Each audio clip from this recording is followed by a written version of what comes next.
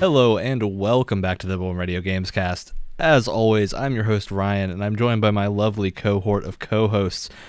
Today is a very special episode. That's why I haven't done names yet for everyone else, because we're going to go through reveals. It's Halloween, we're in the Halloween spirit, and we've all got something special to show everyone watching the podcast. If you're listening to the audio version, maybe check out the YouTube VOD.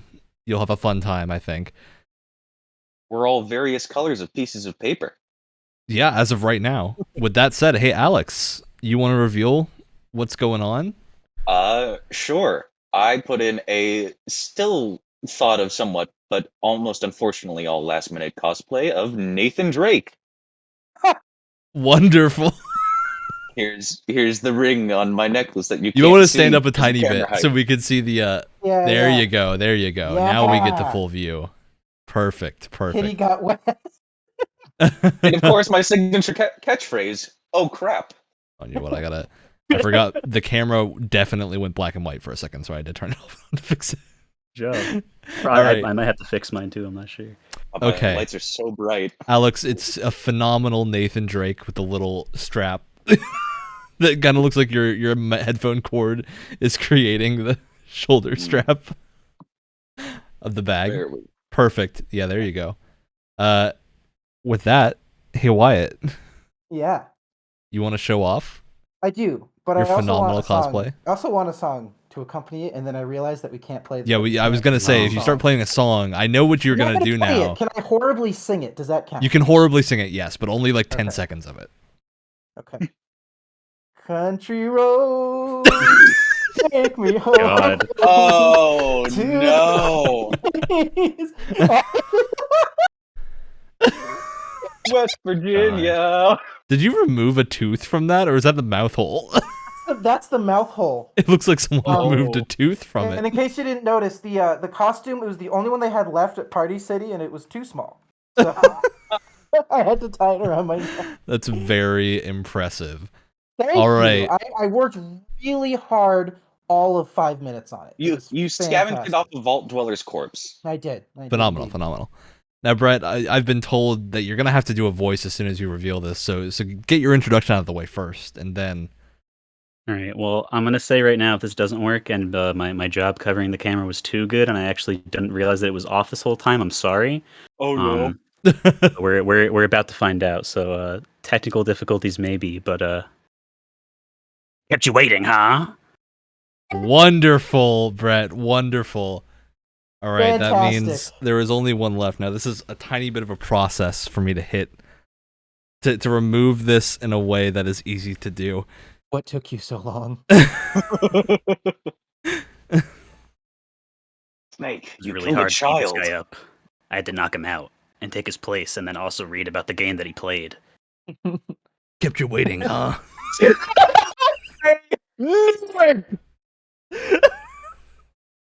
I knew it. Colonel, I've been sneaking around and I fell into a river. I've been turned into a aquatic animal, maybe an otter. Oh my god. Who the hell is this guy? Who the hell are you? Colonel, he's trying to be me, and he sounds almost exactly like me, but even worse. All right. Fulfill the promise. I can't see Which way anything was through flying that, to the so- other's location. Oh my god.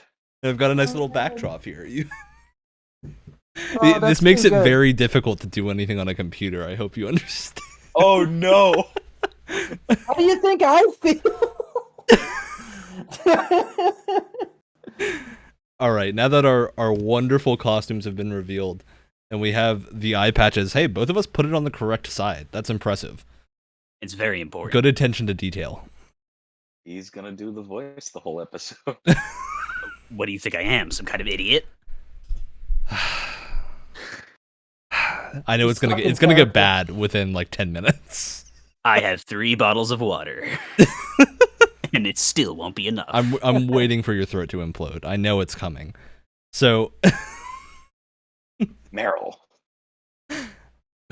I've been sneaking around. All right. Colonel. This is the Halloween episode. We did this last year. We're going to do it again Just this in year. case you didn't know. Yeah, in case you're listening to this, I don't know, in June or something.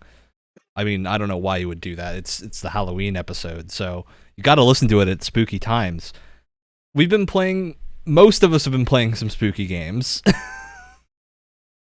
Some Halloween-themed things for the month of October that we're planning to talk about and divulge a few little secrets to the rest of the world about what we think about these games. I would like to point out that my permanent expression is the expression that Alex and I give when we have a solid pun. Mhm. Yeah, that's pretty great. Yeah, I can just put this down so it just barely covers my eyes, and that way that way I don't have to see any of this. Okay. Wow, okay. So, Alright. with that said, who wants to introduce their Halloween game first, or one of their Halloween games that they've been playing for the month of October? Rousing. Great episode. Amounts It's of- been great. Incredible. I have so turns out I have two technically kind of Wonderful. not Halloween, but they both scare the absolute crap out of me Good enough. on occasion. Yeah, first one I guess I'll go with is I was revisiting Fallout 4 for this episode, specifically doing all the spooky missions. Because it turns out I'd saved most of them. Really? Not intentionally saved most of them. We just like missed all of them. Yeah. Oh, it gets so unsettling, and for how much I remember why I stopped playing Fallout 4. There is certainly an atmosphere to some of the locations and quests. Like, I remember Fallout 4 having a really good fog system for when it came out. Like, the fog in that game was actually one of the few impressive effects with the creation engine. yeah. I don't remember if So- Skyrim ever used a lot of fog. I don't think so. At least not to the degree that Fallout 4 uses it. Yeah. Gotta get them Boston harbors nice Sure, and there's foggy. mods for it though. Well, they I think they amped it up somewhere. Or they might have. I feel like they enhanced it for the Far Harbor DLC. Definitely. It wasn't that good before. Because that. like everything in Far Harbor was foggy. So Yeah. you gotta get it all And in then they had the place for special that. This is really crushing my nose. And take it off. Never. we did the Gives you no costume. tactical advantage whatsoever. But I'm not until you try it. the two that I remember having the most impact on me from when I played them, the Dunwich Boars location bandit camp, I guess location. Well, it's because from the title Dunwich Horrors. You enter a mine, and I think that so far from what I played in the game, this is the only place where, like, throughout the dungeon, you experience flashbacks of what it was like in the mines, and can I spoil things for this? If it's like side questy or not main quest related, Okay. sure. Yeah. Um, Steer away from like saying the ending of the game, obviously, but if it's Yeah. something Story minor. spoilers. Yeah. But as you get you get flashbacks of the miners actually doing their job in the mines. First enemies you encounter are regular raiders, and about halfway through, after you started to encounter these flashbacks, all the enemies are replaced with feral ghouls, which they're just so creepy to begin with their really twitchy animations and just The goop. spam left out on a hot day and Yep. oobleck faces. They got the Dying Light zombie look. Yeah, it is viscerally upsetting if you get up close. I mean, hey, There's- that's what you're going for. So they're in through the rest of it, and then you get these flashbacks towards the end of the dungeon. There's one final flashback in this like sacrificial chamber room. Mm-hmm. And you go down through this sort of like waterway, and underneath it you find a mini nuke, which is nice because there's not too many of those, and a special dagger or sword type weapon that it reminds me of the how you pronounce that one special dagger from Skyrim, Kagranzel's tooth or something like that. It along those lines. The horrific, like, bastardized Nordic, Yeah, basically. yeah, but it's this creepy, jagged piece of metal that you'd like for a really gruesome sacrificial blade. But you can go further, and at the very end, it's just like this an eye and part of a nose of this ginormous statue that they were trying to excavate, and you hear like whispering as you get closer to it, and all this leads into the like there's throughout a lot of the Fallout games there's hidden lore or secret lore about the deep ones or the dark gods or things like that, and it's very unsettling and fun. Very The fun. other one. Oh, we'll the other circle back one- to the other one. We're gonna Okay. rotate around. So, does anyone else have something they want to open the show with, or do you want me to take over for the next one? Go for it. All right. So I've been playing a handful of games. Most of because I haven't finished any of them because it has been a very spread out October of mini games coming out that are all very good. Now, normally I wouldn't include this as a Halloween game, but seeing as 2 of the 4 costumes on this show are directly related What are to you it. talking about?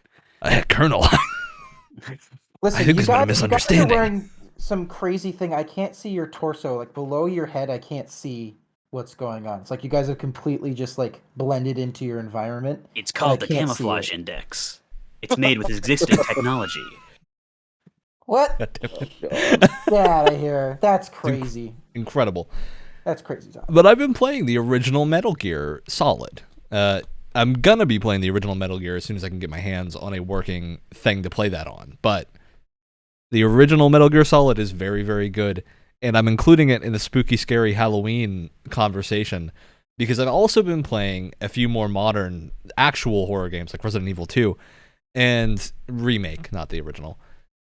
Metal Gear Solid 1 has a lot of horror game elements in it. Except they're played almost for jokes instead of for a horror payoff, which can be very entertaining. You get the nice soldier comments of you when you get found and then like do the thing where you run around and then just keep running in circles and they start commenting about what they're seeing running in circles and then you run away. It's great. Little bits of like dialogue leading to that. And then you get of course the Psycho Mantis fight that everyone knows about. At this point, I'm not playing on original hardware, so I can't remove the controller port and put it in a different port. So that part of the fight doesn't work in the PC version that I'm playing in. But the rest of the fight is still very mind trippy. Without doing that? Oh yeah, so how do Well, you yeah, get around they just took that segment of the fight is not there. The bit where they ask you to like remove the controller port. They still do the fun thing where there's another thing you have to do that's like a little. It tells you in a codec call to look on the back of the box for a code that you need. That's still in the game, and you have to go look at the store page screenshots to find the code in the screenshots. That's pretty good. Which is a good replacement. I can't. You're just slapping yourself, Wyatt. I don't know what's going on over there. I can't itch my nose. That's what Metal Gear Solid is known for, itching noses. I really think Of which the characters have none. Which they have like a couple pixels. If you play the briefings at the start and you see Snake sitting in the room and he's like chained up to something, you can see his nose. He's got a little tiny nose. It's a The polygon. 2D art is very good. The 2D art is extremely good. I would say it's pretty good. Would you say it's I'd kinda say solid? it's solid.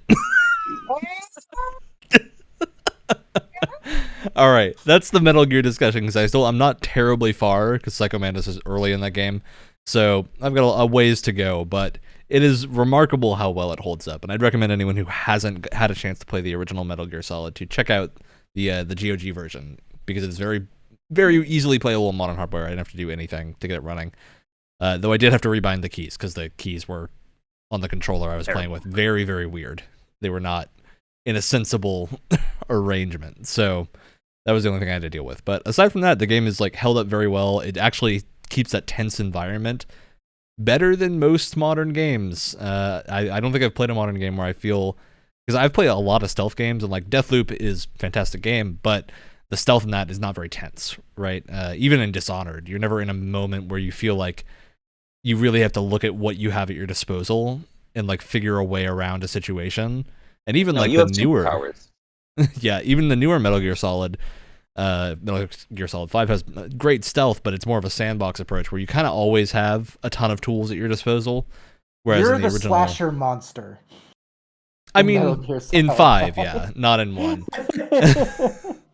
Unless you're incredibly good at knowing the AI's patterns and whatnot. Unless you're a speedrunner, in Unless which you're- case you just clip through walls and go into the I void did do for that half of the accidentally. game. I did accidentally manage to do that. That's the PC port. The PC port is very good, but I did it because I went to like a point and opened the codec a couple of times while I was messing with key bindings, and then like accidentally nudged myself in a corner in between like two boxes in the right spot, and then teleported into a vent. So that's the Solid. only issue I've had, but I don't think that's easily replicatable. Metal Gear Solid. Very That's solid. what I was going for. Great game. All right, now my fellow Metal Gear. Yeah, I'm dropping the bit. It's too hard. I was gonna tell you it's gonna get bad. Because I can't talk about what I want to talk about doing that the whole time. So it's gonna have to be intermittent from now on. Sorry. But Disappointing.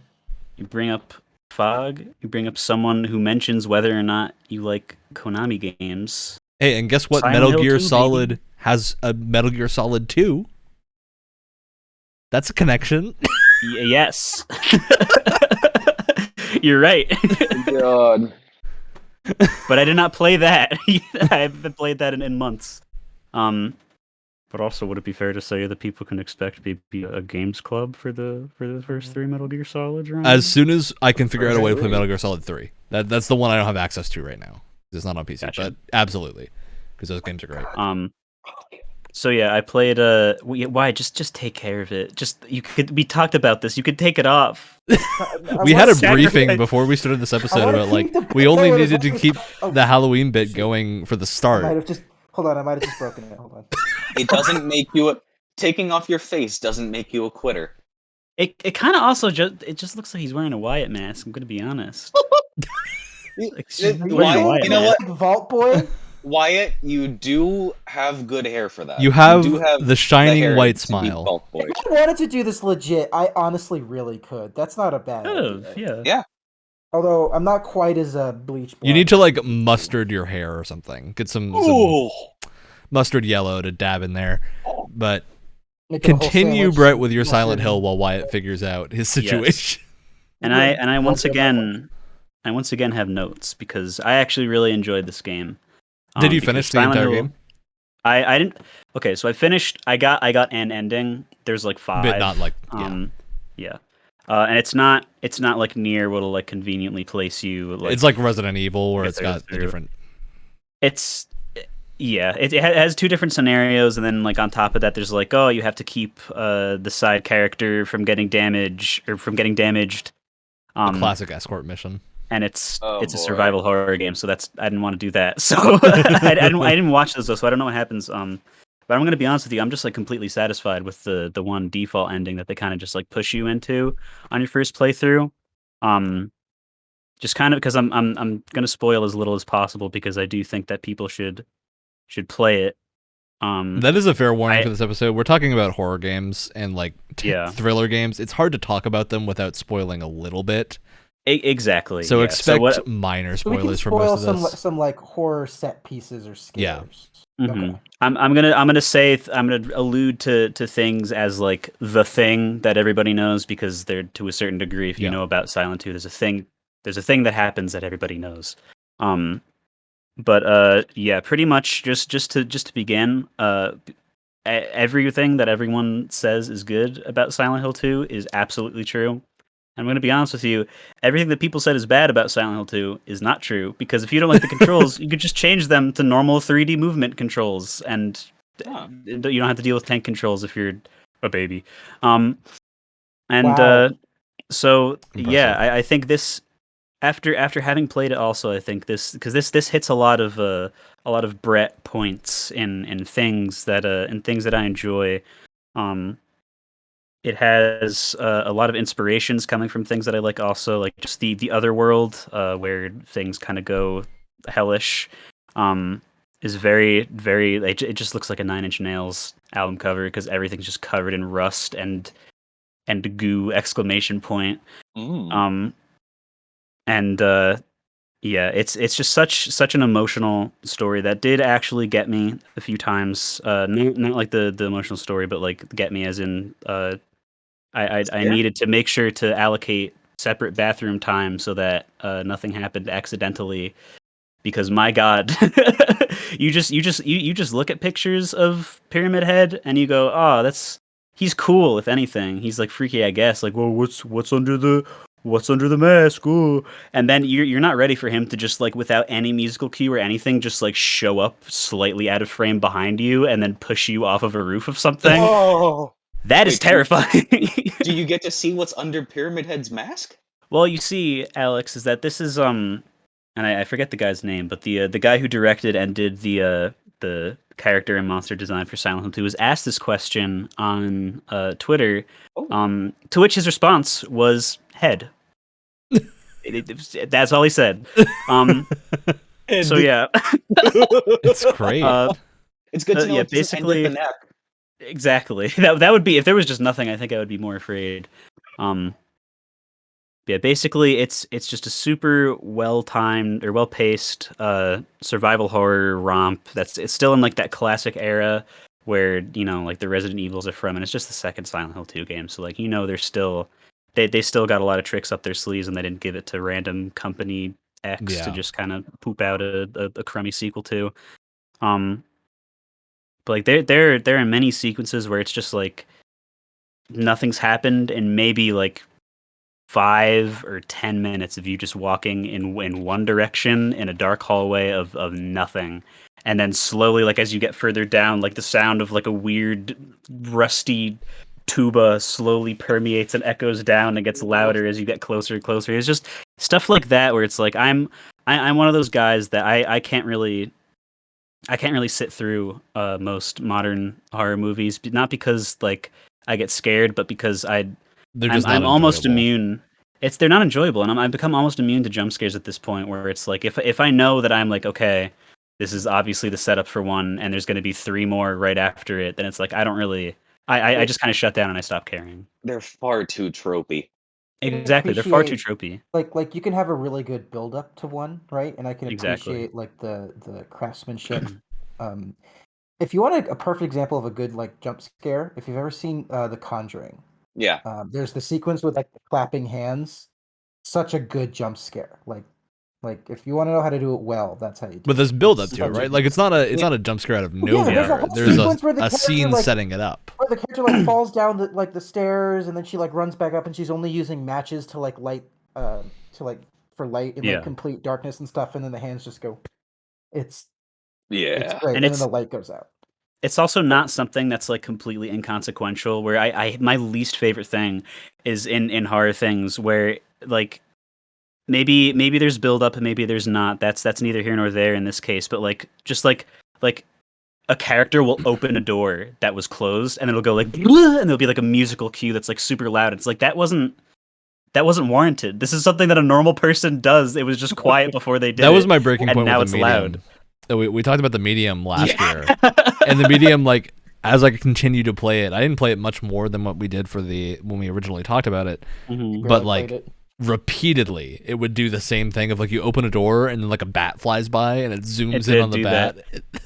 It's yeah. But it does it like There's 5 times. It's awful. I feel like the most recent one, or at least the one that I saw in theaters with a friend, and also the worst horror movie I've ever seen, has been like Annabelle Comes Home or Annabeth Comes Home. I I do think not like. Annabelle. Yeah. One of the Conjuring offshoots, Yeah, whatever. it They all have this Yeah. whole cinematic universe or whatever. Yeah. Not That's- not only that, it had Dwayne Johnson in the Mummy-esque CGI. I thought you were going to say that Wonderful. Dwayne The Rock Johnson was just in the movie, and I was like, I did not know that this existed. Now I have to see it Now for I gotta other go see it. reasons. Well, it was one of the most disappointing things because I really liked It Part One that came out a couple of years ago. Like, as someone who's familiar with the book, they did a good job of like taking out all of the weird, unnecessary Stephen King stuff. But, like, anytime that stupid clown yelled, it was this loud. It wasn't even like part of the score. It was this loud, like clanging sound. It was like pots and pans or something. It was It's so just annoying. But there were a it's lot of good like build-ups to him yelling though. Like there were a lot of cool moments. It's just like you can certainly pull that sort of thing off, and that's what I think Silent Hill 2 does. Is that Mhm. like pretty much like aside from fewer than 10 like actually like what normal people would consider music tracks on the soundtrack, most of them are just like drum tracks that are just like a million metal things banging in a crescendo to make you think that something's following you. Like so many things are like that, where it's just like horrible banging noises or like weird droning, and there's not like an enemy in the room, but it's just like I want to leave as fast as possible because it's pitch black and I have my stupid little pin light on my boob pocket, and something is screaming in the walls, and I hate it, and I want to leave. Um, I also have here that it vetted the back rooms because it did, and I totally did not know that. There's a segment in the latter half of the game that's just called the Labyrinth, and it's just the back rooms, but underground and with the lights off. So I think even worse. What are the back Um, rooms? What do you mean by that? it's like this newer kind of creepy pasta fad where it's just like those weird like office buildings that you might have like visited your dad at like as a kid or something, where it's just like the buzzy lights and the infinite like white hallways, you don't know what any of the Yeah, rooms yeah, go that to. kind of. Yeah. It's like that, but actually like infinite, and it's Oh just like, God. yeah, that's the Oh, spoopy creepy pasta. So it's something like that, but with the lights off. And it was absolutely terrifying. Um, Sounds and something horrible. else. Yeah, it was, but I sprinted through that section. I missed so many things, and I don't even care. Um, and another thing that I really liked is that it kind of reminds me of movies that, I mean, I'm gonna say like clearly well written because it was based off a book, but like The Shining, where it has like the thing that's happening with like the family that's there and all the on surface level scary stuff that's going on. But if you like listen to certain lines or like read like papers that are on the wall in the background, or like some like ghosts that aren't like or are like completely tangential to the story or something, it has a lot of those where it's just like some other murderer's name is like brought up like over and over again. And I'm sure if you like or like read into it a lot and like compare the lore between all the first three Silent Hill games, the ones that actually take place in Silent Hill, that you'd get like an actual mythology of the town, which is really awesome. Like they have little museum exhibits that go back to like really screwed up things that happened like pre-Civil War era, that are just like they don't describe it exactly. They leave out enough things, and there's like little redacted like places where the letters are scratched, so they're just black bars on the subtitles, where let it, your it leaves imagination do the work. exactly, it leaves a lot to your imagination. um and as a segue into other people's things after this, because I have a more general thing to say, and then my notes will be done. And I do have another game after, but I can wait my turn after that. I think kind of this era, or this emulated era of horror games, where it's like the PS1, PS2 era of just kind of really crunchy geometric visuals. I think that's probably some of the most successful horror content that at least I've come Yeah. into contact with. Because I mean, you see like the trend for games for the last pretty much like 15 years has been like let's push the envelope in terms of graphical fidelity, like Hyper detail. sometimes exactly like hyper detail, and sometimes to like the detriment of everything else. Like again, like lots of PS1 games run at 60 FPS because they knew they weren't going to make anything look realistic, so they just said, what if we made it run well? um and I think Silent Hill 2 and a lot of older horror games really benefit from just having weird geometric things and like super stark, like what would probably considered not the best lighting nowadays. Just letting your head go wild with what could possibly be under Pyramid Head's pyramid. Because it's the and classic what don't show your monster exactly adage for horror movies. Like sometimes having less fidelity lets your imagination come up with something that is far scarier than anything that actually could be in the game. Perfect Right. example. Perfect example in movie form. If you've ever seen the original Alien, not only do they Yes. not show the xenomorph very much, they do this Yeah. ingenious thing of it keeps growing, and so its form keeps changing every time you run into it. So you never know what it's gonna look like. I mean, we all know what it looks like now because it's a horror classic. It's iconic, yeah. It's iconic. But when the movie first came out, if you watch it for the first time, you don't know what you're gonna get because it keeps evolving and it keeps itself hidden. Like Yeah. genius. And that's definitely also why so many of the monster designs in Silent Hill 2 are just like they almost seem like the Forest-esque, just like piles of limbs almost. Like there's like mannequins that are just like two like crotches of bodies just mushed together, so it's just legs and it's Oh, horrible. Oh my God. I, That's disgusting. there also is just something to. I don't want to say necessarily the low graphical quality, but also like in how the meshes are handled with jagged angles and edges are Yeah. just unsettling to Stuff me. looks sharp Exactly, yeah. in like Yeah. a way that many Sharp. things don't. Painful, unnerving, not natural, not in like an uncanny valley way, but just or It maybe almost like looks bad a little bit intentionally. Exactly, yeah. So yeah, I'll probably think of more Silent Hill 2 specific things to say over the course of this because I really can't overstate how much I think everybody should play that game because it's probably the best horror game that I've ever played. The last thing that I will say about it is that it made me cry at the end. So get ready Wonderful. for Thing some is, everyone sad, should play sad the times. remastered trilogy that was really, really Here's well the thing. received, well Two made. things. Two things why is that it's not even a trilogy. The first game isn't even on it. So Oh. the only way that you have to play Silent Hill 1 is either you buy an original copy for like $150 or you emulate it. Solid. Or and the number other two thing sounds good. and the other thing is it's actually it's not the worst. If you're willing to put up from what I've heard, if you're willing to put up with like some bugs, you can just turn it back to the old voice acting, and most people will consider that enough to clear the bastardization. But there is a Silent Hill 2 Enhanced Edition thing that you can do that literally has like a 20-page instruction manual of setup because it's like Horrible. Oh it's boy. just a bunch of mods for an old PC game that doesn't like if you have it past like XP, if Windows XP, it just doesn't start by I itself. did see a screenshot where there's like the Silent Hill like sign. Mm-hmm. And in the remastered version it's in Comic It's Sans. in Comic Sans. No. they That they is a literally just real didn't feel shame. like bringing the texture up to HD, and they just made it Comic Sans instead. It's real But of rough. all the fonts, bad. of all the fonts you could have picked I Times don't New know. Roman, and I think people may not have given it a second glance. Well, They specifically speaking picked that. of fonts, Wyatt, what is your Halloween themed something you want to talk about? Well, the original plan was I wanted to talk about Until Dawn because I love that game and I think it's a great send up to like 80s horror, like slashers specifically. But to talk about why I love it so much is to kind of give away one of the biggest twists. So I can't really talk about it, unfortunately.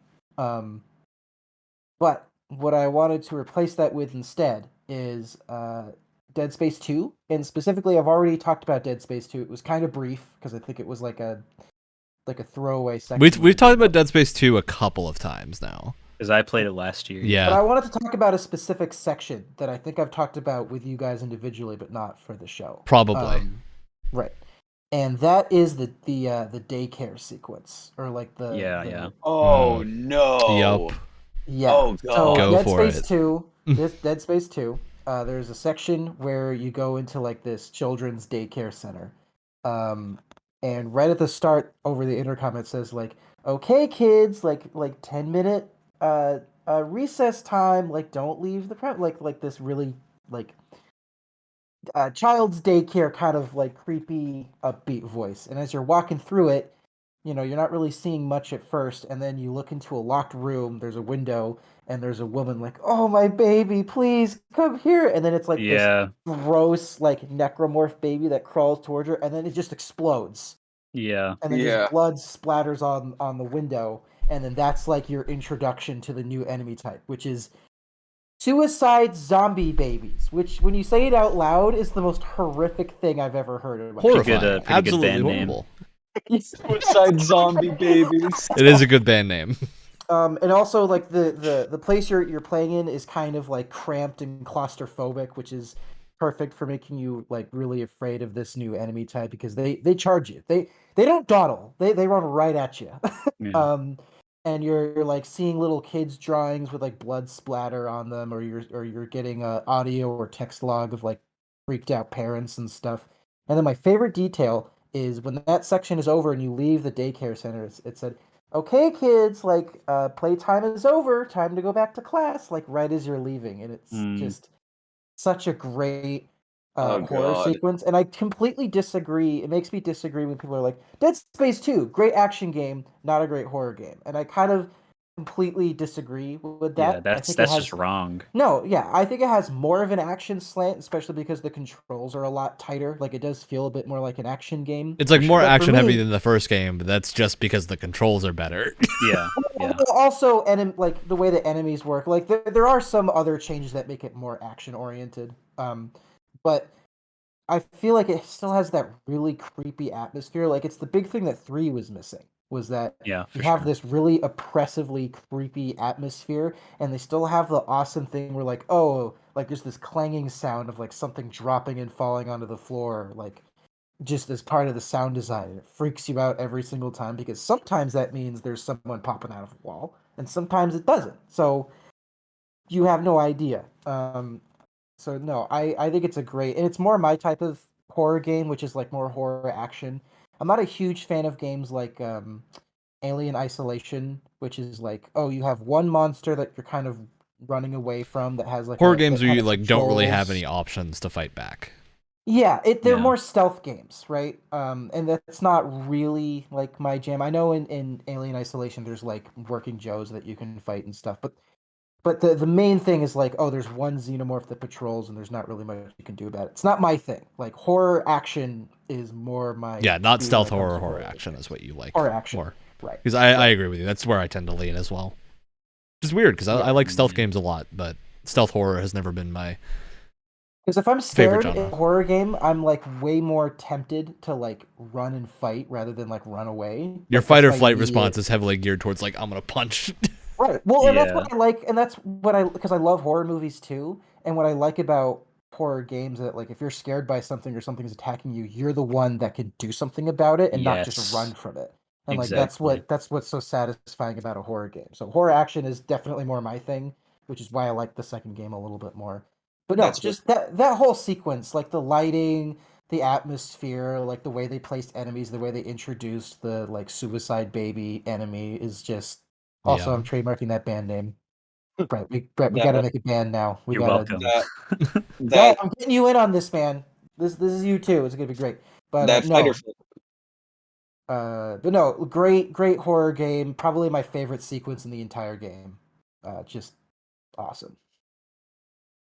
Well, Alex, we've looped around successfully. None of us have been taken by our inner sleep paralysis demons today. So Not far, yet. at Completely on least. autopilot right now. Which means We haven't seen what's behind that mask. We don't know if that's Wyatt. we don't know. We actually It don't is know. it is a Wyatt mask. It could What's be something underneath else what's underneath the mask? Head.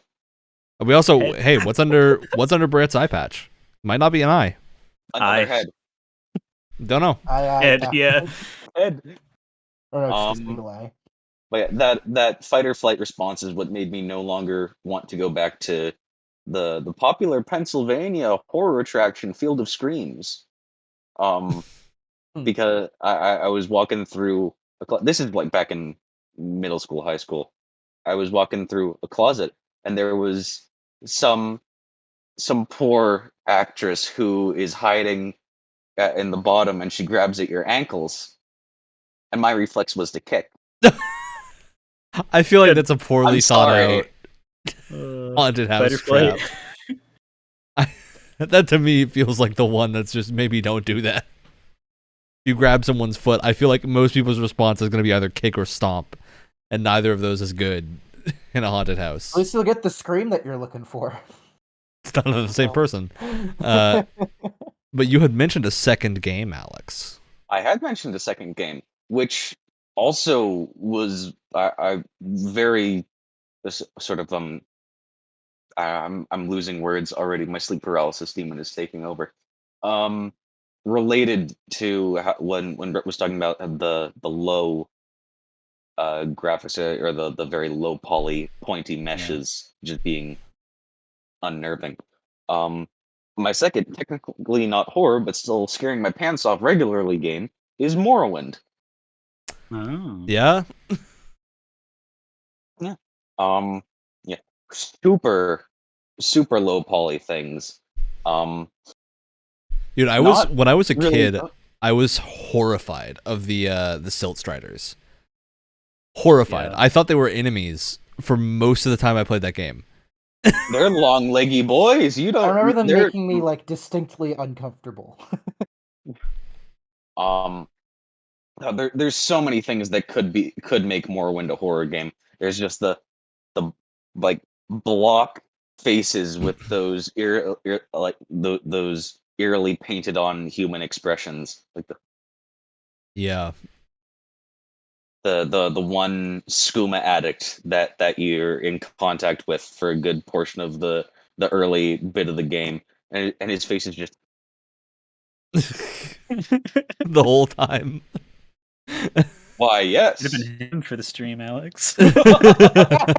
Hello, I am Caius Custatus, and that is also horribly pronounced, probably. But yeah, God, it's those eerie faces, just of everything. How they do like those blocky wrinkles Yeah. too for the facial definition. There's that.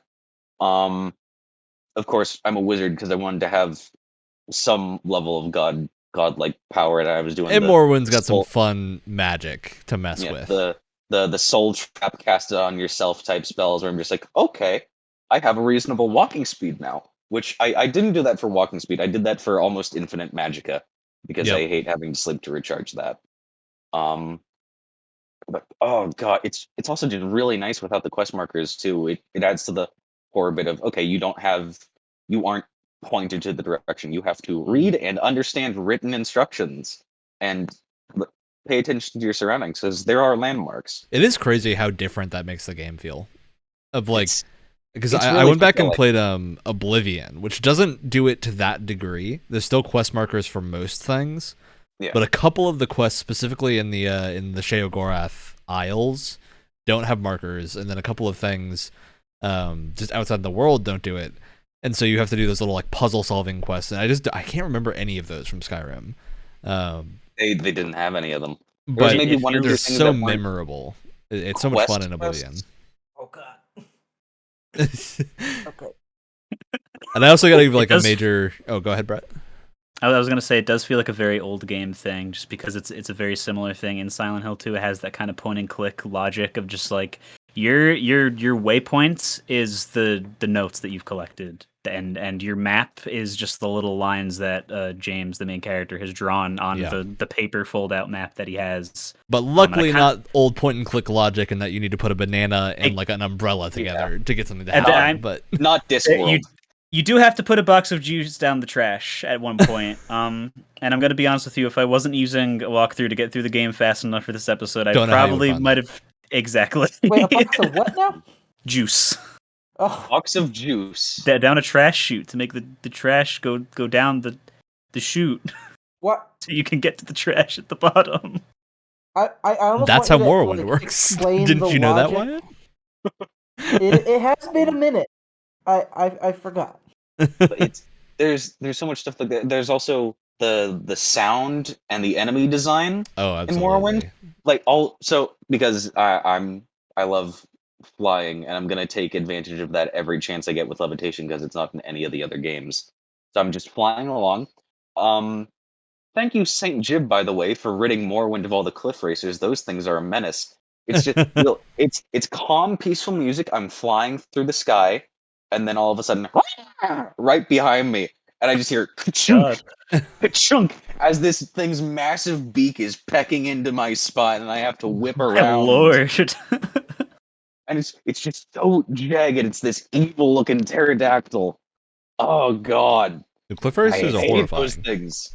Yeah, there's that. There's the little maggot thingies crawling on the ground. There's the disciples of Dagoth where they have this plague, this flesh eating plague going on. And that essentially, like, if they get to a religious enough level, it just eats away their face, and there's a maggot coming out, just one giant fat maggot. That's cool, but terrifying. Great, very good horror enemies. Emptied out skull where you can see the viscera around it. Elephant trunk of a grub. Cool.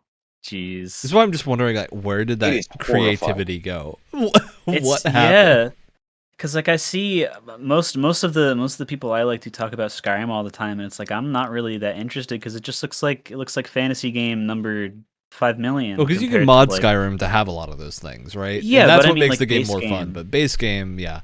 Yeah. If I wasn't playing it on the Switch where I can lockpick with my actual hands, and that just one thing makes me enjoy it so much.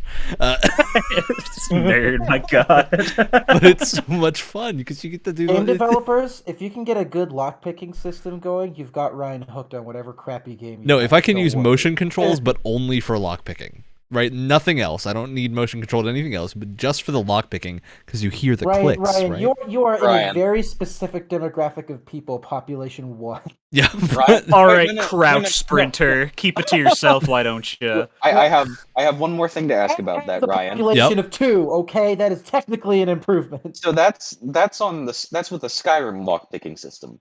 How would you feel about motion controls for lockpicking in Oblivion? I think you could Oh, definitely do it. God. I think you could do it. You might need to tune it because obviously, like, you'd have to like figure out a way to mimic the like pushing the controller forward and back to get the right pick selected. But I think if you did that, you could do it well. Especially with both. Like maybe you have one controller that controls the size and the other controls the pick. You know, it could work. I think the Skyrim one is a lot more intuitive because it's a circle and like obviously gyro works that way, so you don't need to make any motions that are unnatural. But like legitimately, that is a selling point for me for that version of the game. But what I did want to say specifically about Morrowind is I think it's one of the last like fantasy video games where we have that almost like Dark Crystal sense of style and like of that era of like the 80s, 70s, 90s where you have these films and whatnot like Secret of the Secret of Nim and Labyrinth, where you have this like weird mix of fantasy with kind of dark horror elements, and then a few just like hyper real, surrealist type things. And I think Morrowind really captured that in a game sense, which is why it's kind of stayed in that cultural zeitgeist for a long time. Kind of like Planescape Torment, Pillars of Eternity, or not Pillars of Eternity, Tides of Numenera. Because of the Labyrinth connection, is there any David Bowie bulge in Morrowind? I do not. 100%. It's definitely there. I don't remember it, but it's definitely there. I have zero doubt in my mind. Do you think that was puppeted by Frank Oz as well? Probably. I'm glad they also put the David Bowie bulge into Guardians of the Galaxy also for a shout out to that game. I don't know if anyone else noticed it, but I certainly did. Yeah. It's great. So that was a tangent. Continue. Anything else about Morrowind you want to talk about, Alex? That's a character, sound design, enemy design. Without mods, I think the general draw distance adds to the horror too. When it's not annoying, I guess. That's something I got from going back and playing, or not going back, but like playing the Diablo 2 remake. You get that sense of like, a lot of people look at Diablo 2 and are like, oh, the screen's like tight around your character. The light doesn't go very far, so you can never see much. Like, this must be awful to play. But it adds so much to it when you have that limited view range and you like see an enemy suddenly round a corner and start heading directly for you, and you go, oh no, I gotta figure out what to do here, which is a lot more engaging than the like Zerg rush of 1,000 things that most ARPGs go for now, where you have to like Dynasty Warriors just mow through them. Oh god. Which is still fun, but it's fun in a different way, and it doesn't have that different kind of tension that you had in those original breed of ARPGs. Yeah, I mean, it's a classic old horror game thing to have that low draw distance again. That's like why Silent Hill has the fog in the first place, is because they just wanted to make the game run on the PS1. So they said, screw it, and they made the draw distance like 6 feet in front of you, and then it looks spooky, so they kept it. Now it's iconic. So. Yep. All right, so I have another 2 horror games. I'm going to very briefly talk about Resident Evil Remake, or 2 Remake, just because I think most of what Brett said about Silent Hill 2 applies to Resident Evil 2, with the difference that obviously Remake is very visually good. It is an incredibly good-looking game. It's a much newer game. And kind of accomplish... every time. Yeah, it accomplishes what Resident Evil 2 was going for, but like fully. You have that whole vision of these zombies look gross. I don't want to talk about it much more because I haven't finished that game, and I want to fully form opinions about it. But it is a really, really solid horror experience. It's available pretty cheaply wherever you look now. So yeah, highly recommend that. It is great to play a more modern game that has that same tension with resources, but still lets you save. That was my big problem with Resident Evil 1, is you could not save unless you had the ink ribbons, and you had to be at a station to save. So like, if I'm playing it on PC and I need to go do something else, I either have to like get a mod to quick save, or use one of my limited ribbons and then like go back to a stopping point and then close the game. Whereas like with 2 Remake, it's a lot more generous with where save points are, and you don't need the ribbons to actually save. It is an option if you want to have that tension there, but it isn't required. So that is a really nice thing about that game. But the main game I wanted to talk about today is called Inscryption. So Inscryption is a new game that was published by Devolver.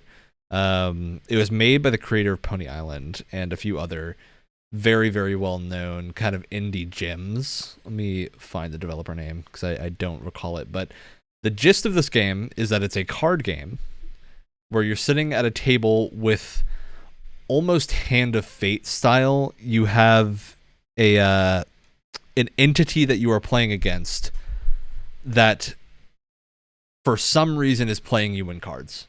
Right? They don't specifically tell you why. You kind of gather over the course of the first like hour that it is sort of a purgatory situation where you're trying to like beat this person to somehow reclaim your life or something. Of course, things don't go according to plan, and I'm not going to say anything beyond what happens in the first 2 hours of this game, and it's a lot longer than that, so no worries about any long-term spoilers. I will say, if you have an interest in just playing the horror-themed card game that has a really cool sense of visual style and some like escape room elements, go play it now and don't listen to the rest of this, because it is a game where I cannot talk about any of the rest of it without spoiling a few things from the first few hours. But it has a wonderful 2D, 3D mix art style. It does, yeah. And it does that really cool thing where you have like the entity that you're playing against is always veiled in shadow, but you always see their eyes, just like cat eyes looking back at you. And whenever they portray a different character, they like pull a mask over their face, and like it's a different mask that fills out with their same eyes from behind it. So it's a really, really cool visual style. But the big kind of thing you learn in the first like 30 minutes after you do your first run through, you can get up from the table and go walk around the room you're in. Oh no. Oh. So you've got this element of like escape room style exploring the environment. And it's like the small room, but you see all these different things. You see like a cuckoo clock. You see a box that's locked. Like all these elements of classic escape rooms where you're like, okay, I'm going to need to get into that somehow. And you can like hear people banging on the door outside of this little log cabin. So many elements of just like little environmental horror in this tiny room. And then what happens when you lose your first run? So you lose your first run, you're taken to a back room. Classic like EA bringing out a studio to the back room meme, and thrown in a corner, and he goes, well, you're gonna die now, but we're gonna turn you into a card so that your future selves future people can remember you.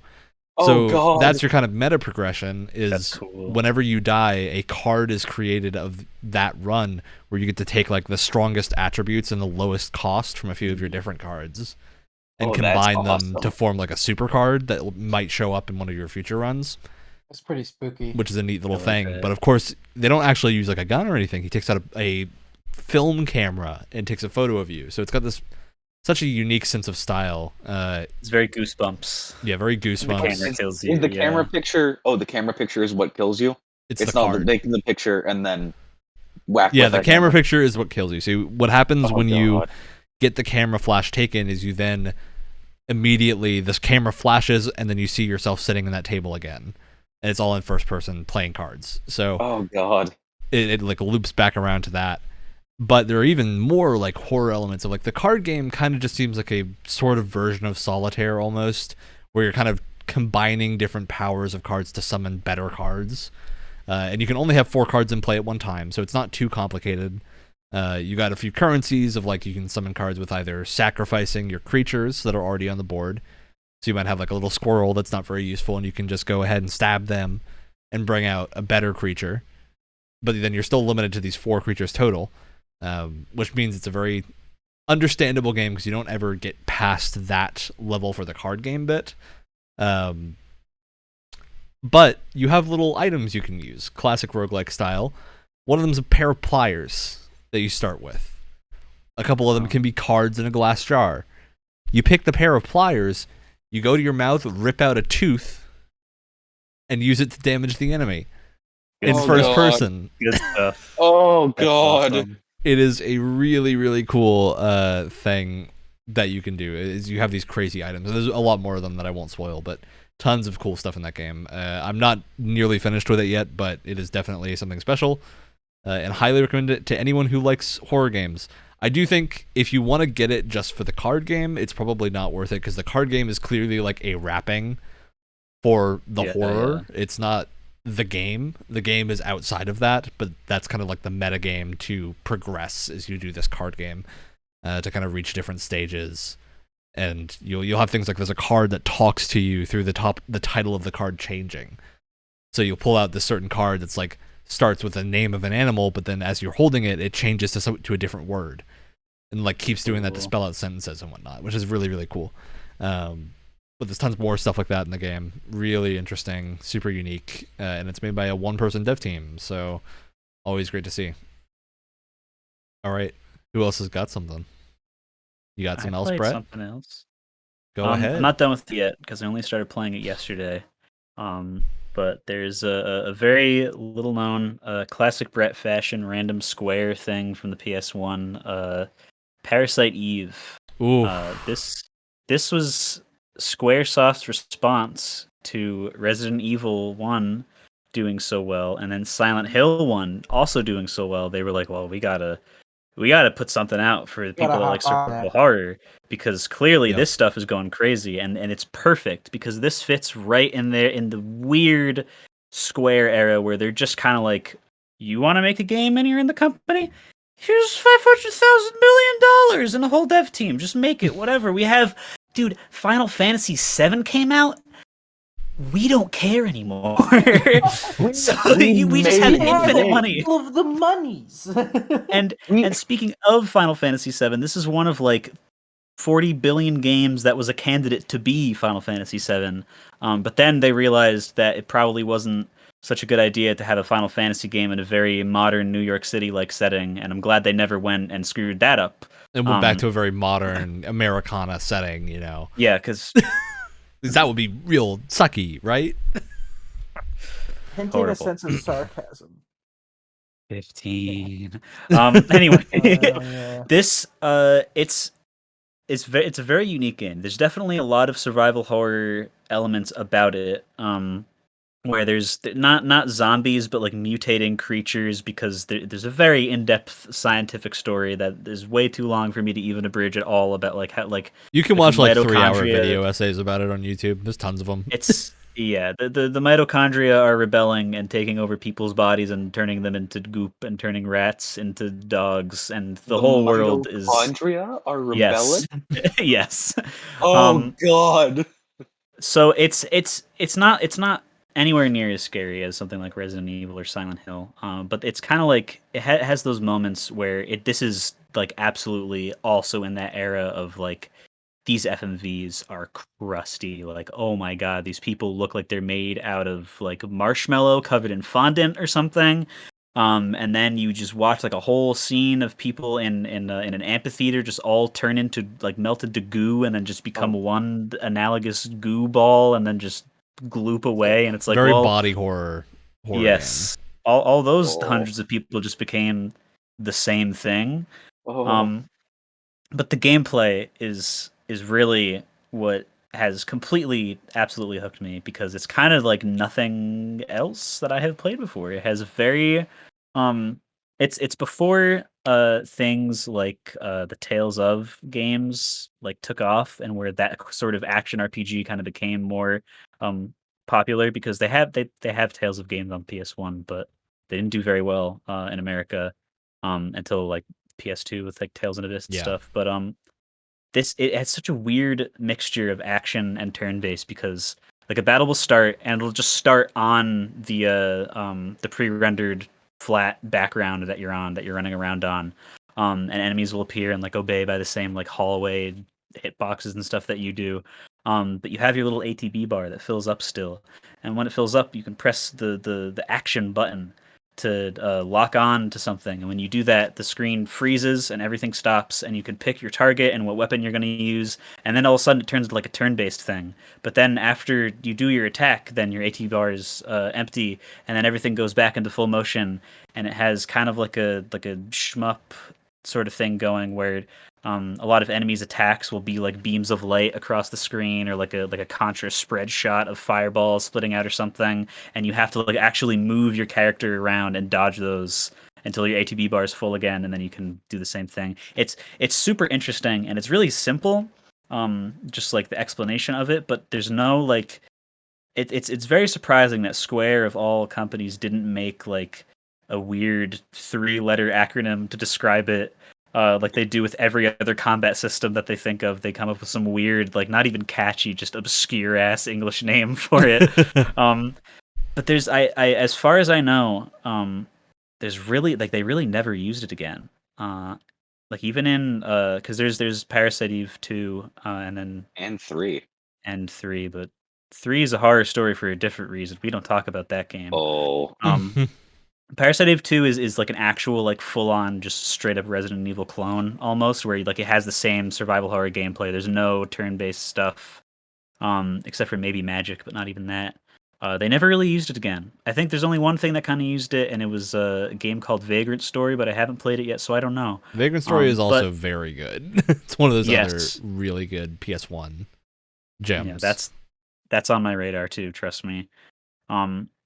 But yeah, this was the first time in a while where I was playing a game, and I just legitimately had to open up a whole like new Google Doc and just start like write like I want to make a game that like plays like that, because it's such a unique combat system that nothing else really has.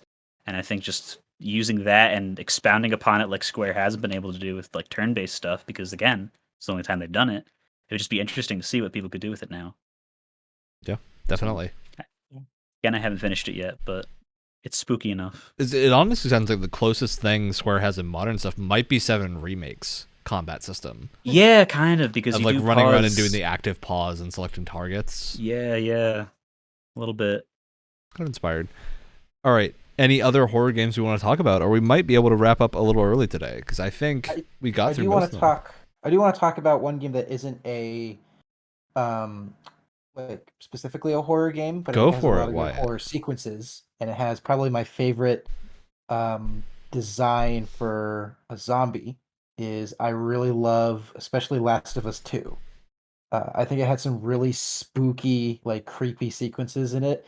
And look, I get it. They're zombies. Zombies are overdone. Da da da da da. That one boss is like Got it. one of the best designs of a The Rat zombie in a King game. The is Rat awesome. King. The build up to the Yep. Rat King, the level leading up to it, the amount of foreshadowing, like effective creepy foreshadowing, the boss fight itself where it starts to like just like break Shamble. itself apart into different zombies and run around, awesome. But also just like the base zombies and the clickers, I think are so well designed and so creative. Oh yeah, let's go back to Last of Us 1. Like it had Yeah. great designs originally, and I and they feel just like- stuck with that. Yeah, and I feel like a lot of it comes from the fact that, again, part of what makes it more creepy than like your standard zombie game is that they base the virus off of a real virus that's a real thing Mhm. that infects insects. And I Yeah. studied up on it in high school, and it was because of the game. And it's like seriously super creepy, and the way that they've adapted it into how it would affect us like humans is like super creepy. I've It's always loved how like the scream of a zombie isn't just like a regular zombie like groan. It's like they're still screaming in pain, almost like you can still kind of hear the person inside of there, you know? Like Yeah. it's just really well designed and super creepy. And that clicking sound will never ever not send shivers down my back because it is a legitimately creepy sound, and when you pair that with the way they kind of move and shamble, oh my god, it's horrifying. Like, and again, it's not specifically a horror game, but I just think the way that they're designed, again, for me, a good horror game just has to have a really creepy, oppressive atmosphere. And then, you've kind of got a lot of the horror part of it down for me. And this game does that really, really well. Yeah, because in games you can't really rely on having the pacing that a horror movie does, because the pacing's generally up to the player. So you have to kind of rely on atmosphere and music, sound, to kind of get that feeling right. And that's another thing I forgot to mention with Inscryption is the soundtrack in that game is phenomenal, because it just like does this thing where over the course of the game the music gets more and more ominous the lower your health is and whatnot, and the worse you're doing, where it'll just start like playing the sound of like a mining pick hitting something, or like a God. hammer on an Cool. anvil, kind of Cool. Oh, metallic, almost gong type sound, but it's more just like sounds like something is hitting something hard. That gets more and more quick and like demented the longer you're at that low state. It does a thing like when you rip there's a later thing where you rip another thing out and the screen like changes effects on part of it to show what happened, and stuff like that, where you're like that first person perspective gives you more ability to do those crazy things, which is very fun. I will say too, both Ryan and I were both just talking about how we're not massive fans of like stealth horror, but in this case, I actually really liked the stealth sequences, specifically in 2, because the level design was way more open and it allowed you to sneak around the level in way more interesting ways than like I feel like than what I've played in other stealth games and also Last of Us 1, because the level design is it's massive. Like there's like 3 or 4 levels and multiple buildings and stuff, and so I felt like the stealth in 2 It was feels actually less a lot more railroaded. fun. Where like in Yeah. one, the stealth sections in one, you generally had like 2 ways maybe to get through a stealth section, whereas If there's in anything 2 you have it at least like 4 to 5 for Yeah. most situations. If there's anything that Naughty Dog has improved the most, like from their original Uncharted games and from Last of Us 1, it's the level design, and that's what I love most about Uncharted 4 and Last of Us 2, is that Yeah, their level avoiding that design design of just like the one corridor you kind of run through the yeah, entire their level time. design expanded and it leveled the heck up quite a bit, and it's very good in both games, for sure. Yeah. Definitely. All right. With that, any other games that people want to bring up, or are we good for the night? I think we've gone through most of them. I have a fact. I have a Halloween. You have a little spooky factoid? Halloween Ooh. fact. And correct me if they already say this in the game, Wyatt, because I have not played The Last of Us 2. But did you know that a Rat King is a real thing? That is based off of a real phenomenon in nature, where and I'm completely serious. Where rats, especially in the plague days and in places that are really dirty and disgusting, get sometimes a lot of them get their tails tangled together, Oh yeah. like a Yep. ton. And strangely enough, they seem to move together as a group, and other rats will even fetch food for them as if they were a rat king. So there's your spooky Halloween fact. And see, There's your I rat thought fact. the Rat King boss from Last of Us 2 was just named after the Rat King gun from Destiny 2. But That's you know. that's yeah. those are two things I did not want to hear in the same sentence, and you Yep. said it And I anyway. said zombie at some point tonight, so you really must hate me right now. And look, Brett, No, I actually horrible. was watching a video the other day that talked about rat kings, and there's even more scary information of the behind of them, because what often happens is their tails will get covered in like mud Yes. that kind of hardens into clay as their tails get tangled together while they're sleeping, because they sleep together for warmth. So what happens while they're sleeping and one of the tails will get tangled, and then they panic when they wake up, try to escape, and then get their tails tied in knots. And then more will come to try to help. Video, Ryan? Probably. Did we also watch the same video? And then more will come try to help. Same costume. More will try to help and make it worse. I feel like there also has to be like when enough rats get tangled together, it's gonna. They don't live long. Rat kings don't live past like 3 days, almost ever. Oh, okay. I was gonna say the excrement might not have some place to go, and that would add to the. Yeah, I don't think they had because it was I think a research institution had one that just kind of formed while they were asleep, and they had to put it down because like you can't. Or they didn't put it down, but they put it to sleep and then like preserved it to study it. So you can't like save them when they get like that, because the only way to do it is essentially to like amputate all of them, which rats do not do well if you do that. So you can't really save them, and the reason they don't ever get out is because the rats are too friendly to each other. They'll never bite each other to try to like cut through the tails. Oh no! It's very sad. It's very sad. No. But yeah, there's some games that have had them as enemies before. I think a few horror games have had them show up as like crazy monstrosities. Yeah, they're spooky Halloween themed. And on that fun fact, we're gonna end the episode.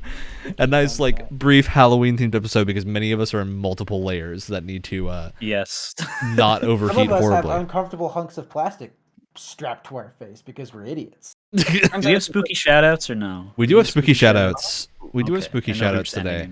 So this podcast obviously is coming out on a different day than most normal ones. We're putting this one out on Halloween because it's the Halloween episode. Normal episode Tuesday of every week, so it'll be a Tuesday when the next one comes out. This one's just coming out on a Sunday because it's Halloween, and we all like the spooky Halloween times, obviously. But you know what I got to give a shout out to is this eye patch and bandana for actually staying on top of my head this entire time. I was a little worried that it would not, but they stayed there and all covering the eye the whole time. So great craftsmanship on these awful Halloween accessories that I had in my basement. Very good. Who else wants to go? I got one. I've been watching a lot of horror movies. More so watching horror movies than playing horror games, to be honest. Also, just like the Mass Effect trilogy took up my time. But anyway, I wanted to give a shout out to the Fear Street trilogy, which is a trilogy of movies that were all made at basically the same time and were released like weeks apart from each other. They're on Netflix. It's based off of the R.L. Stein books. And it's really interesting in that it's a trilogy of movies that all takes place mostly in 3 different timelines. So the first one is set in like 1996, I think. So it's kind of inspired by like 90s horror. The second part is in like 76, I think. And that is inspired by like 70s slashers and stuff like that. And then part 3 takes place in 1666. Oh. And it's very like inspired by the Crucible and that sort of thing. But they all have one kind of overarching story that deals with like very similar like families. It's all like dealing with the same town and stuff, and it's this big like overarching plot, which was really cool. And I suggest anyone that watches it. The first movie is really rough and very like cliche. But as they go along, they get more and more subversive, and they get really interesting. By the end, I was super into it. I thought it was really cool. So yeah, it sounds cool. Yeah, it was great. I enjoyed it. All right, next spooky shout out. Go. Okay. You go. A lot of people probably already know this, but before people used to carve pumpkins on Halloween, I believe they would do it to. It was either, I think it was turnips. Yes, turnips sounds right. But I also might. I do remember hearing something like this, but I cannot confirm it's true because I don't know. I do not remember. Go carve a turnip this year, everybody. People love to give them toothy grins, and they were though. If you look up images, they're very scary. They would definitely scare away evil spirits. They very much look like gremlins. It's awful. Little creatures. All right, Brett, take us home. I watched a single very good horror movie this last Halloween season. It's called The Empty Man, and you will look Ooh. around and see reviews of this movie, most of which are 1 star, and that is because the people that watch this movie are actually stupid. Because this was a 5 stars in my book. This is one of those things where it's one of those weird cycles where big movie making company gives a brand new director like Carte blanche. 60 something million bucks and like, yeah, you have a great idea, go do it. And then like halfway through the project they're just like, you're new, why did we give you so much money? Dude, And then we they were just on way like too much cocaine when we said yes to that. it came out in 2020 in October in theaters only. So it made only no. 4 of those $60 million back. Oh, Wait, no! what 40? Yes, Oh 4. God! That's a big people- loss. No. Is People there? panned again? The Empty Man. People panned this movie to hell because I think honestly these are just people that want to watch things where there's a jump scare a second. But meanwhile, this is a very atmospheric, a pretty long. It's like 1 hour 55 minutes, something like that. Very long, very atmospheric, and super well written and like character driven, legitimately scary movie where it has those like really successful build ups to things that may or may not happen. And a super interesting and unique story that I mean, like, my God, I hope this poor director does not get like blacklisted from the industry from getting in a terrible situation, because they really Titanfall 2'd the poor guy, and everyone just go watch this movie because it was so good. The Empty Man. Oh, that's my list. Titanfall 2 needs to become a verb for that exact thing. It is now. Is there stuff you can tell us about The Empty Man without spoiling it? Or Yes, there's because most of it is in the prologue, because it has a prologue that's mostly separate from the rest of the movie. It's about it's probably the only movie that has ever actually done like a like an urban legend in an actual like terrifying way, like how they how in real life you have like the Bloody Mary thing where you'd sit in the bathroom in the dark and you'd say Bloody Mary 3 times in the mirror, and then she's supposed to, I don't know, give you a hug or something. Do something. Yeah. Yeah. It's something that's like stupid like that, but it only feels stupid at first because every other movie on Earth has done something dumb. But it's very unique, and then it becomes like real. And there's like a super crazy cult behind it. There's a lot of really cool repetition about the concept of repetition, and it's very very Junji Ito and very Lovecraftian in that way, where it's kind of like Nice. the concept of the empty man and repetition and things like Like that. existential, are kind of part of the horror. cosmic kind of Exactly. Oh yeah, cyclical horror. that stuff really freaks me out. They That's good. do the thing with the monster where they barely show it, but when they do, it's like it's so sick. It's awesome. It's super good. All right, with that, we will all see you next week for the next episode. Have a good night, morning, afternoon, wherever you are listening to this episode. Goodbye. Now we just gotta sit and wait for the outro to play for 20 seconds. So while we're sitting and waiting, the funny thing, Brett, I was looking into the Hollow Man, and it said that the director was David Pryor, and I freaked out for a second because I thought it was the same David Pryor that directed the classic Deadly Prey that you would find on Best of the Worst.